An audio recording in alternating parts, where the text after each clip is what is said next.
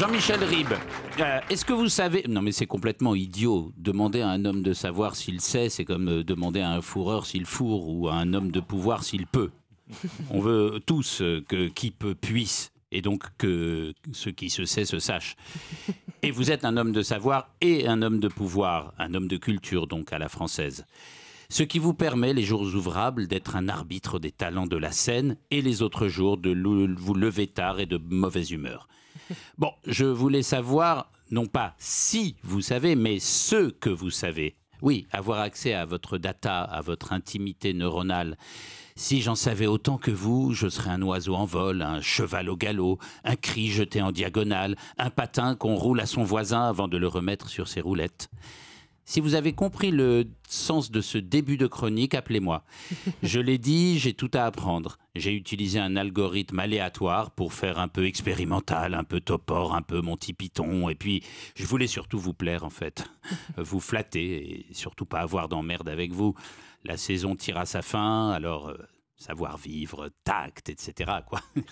Un malentendu peut surgir, le scandale court plus vite qu'Usain Bolt, méfiance. On ne peut plus gifler un enfant, par exemple, en public, ou même être de gauche et frauder le fisc. Un de mes amis s'est fait jeter d'un musée pour un regard suspect sur les fesses d'une statue. On vit une époque très tendue, hein.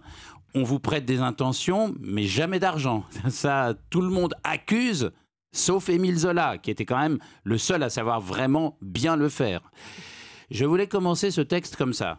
Écoutez, comme j'adorais ses idées, Saddam Hussein m'avait un jour invité à déjeuner.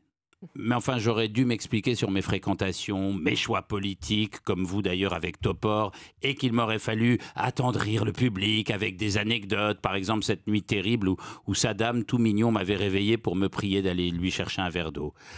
Anecdote au fond moins intéressante que celle que vous allez nous raconter sur Roland Topor dans un instant. Balance Topor, hein, comme dit François Morel, dit Morel San, puisqu'il faut tout ramener à une actualité, qu'elle soit culturelle ou sociétale. Mais avant ça, laissez-moi vous faire une confidence adipeuse. Vous savez pas ce que c'est? C'est un genre d'épanchement de sentiments forts, mais écrit en gras.